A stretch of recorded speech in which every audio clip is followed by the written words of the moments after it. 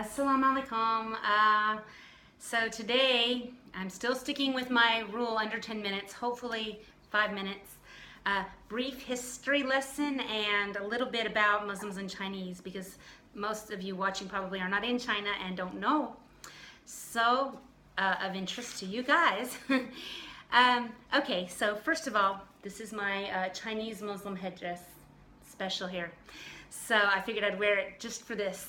And okay, so there is about 23 million Muslims in China, approximately, depending on the source. They say between 1.5 to 4% of the population. It's not clear because the Muslims, like a lot of ethnic minorities here, don't always register with the government, so it's really hard to get a census number. Okay, so of China's 55 recognized minority groups. Han Chinese are the majority. It's called Han Chinese for those of you who don't know China. Okay, so 10 of the 55 minority groups are Sunni Muslim groups. China has been home to Islam since before the Prophet, peace be upon him, had passed. So companions of the prophets around 616 to 618 came. Said ibn, I have such trouble with Arabic, you guys, I'm sorry. Said ibn Abi Waqqas, I think is how you say his name. Very famous because the first mosque in China was actually built by him, and he became the official envoy to the Emperor Gaozong during Caliph Uthman's reign. So Islam has been here in China basically from the beginning, okay, almost as long as it's been in Arabia. Okay, so the first settlements of Muslims here were mostly Arab and Persian merchants, and I'm trying to read my notes at the same time because I'm so bad at screwing up facts. Okay, so the two biggest or most well-known Muslim groups here in China are the Hui, which are by far the biggest. They are not, when you hear about these, the violence or the suppression of culture and stuff, that's not the Hui. The Hui work in the Chinese government. They get along with the Chinese government. As a matter of fact, there's some issues in Tibet because the Hui Muslims there is a big group and they support the Chinese government. The Hui speak Chinese, so they are Chinese as it gets. And then the group that you hear a lot about is the Uyghur group, which are there's a separatist movement. Separatist meaning they don't want to be part of China, just like Tibet, and so the fighting has to do with becoming their own country, like several different groups in China have a problem with. So that province that they are in, and the majority of Muslims are in, or the highest majority is in Xinjiang, which is northwest near Mongolia, sort of.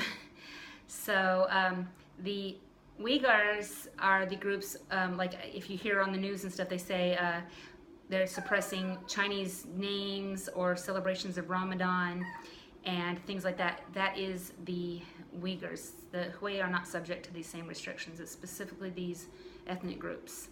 So, okay, so I told you. So the first mosque in China was built by this companion of the Prophet, whose name I cannot pronounce correctly, so I don't want to butcher it again. Huisheng Mosque in Guangzhou, founded in 627. It's really close to me. It's just 2 hours from me. I have not been there yet, and I really want to go there. But anyway, so I have not been there. And there's also some famous tombs of that are here, but not in the Guangzhou area. Okay, so going back to a little bit of a history lesson, I learned stuff just researching for to tell you guys this.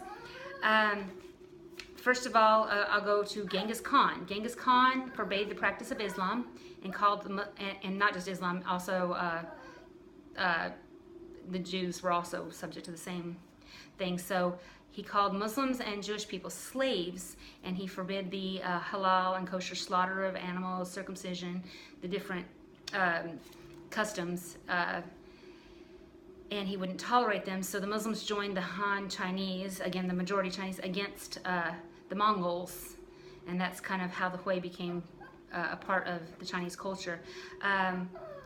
The Ming Dynasty then tolerated Islam, but they forced intermarriage. They tried to force basically Muslims to marry into the Han Chinese so that they would integrate them into the population. It's kind of weird. So let's see. When the nationalists took over from the the emperors and stuff, when the nationalist revolt happened, the nationalist revolution happened, Sun Yat-sen proclaimed that the country belonged to the Han, Manchu, Mongol, Hui, Muslim, and Tibetan and Miao people equally. In the Second China-Japan War, I don't know how many people know Chinese history, but the rape of Nanjing, the Chinese were slaughtered in huge numbers by the Japanese. It's a sore spot in China even to this day.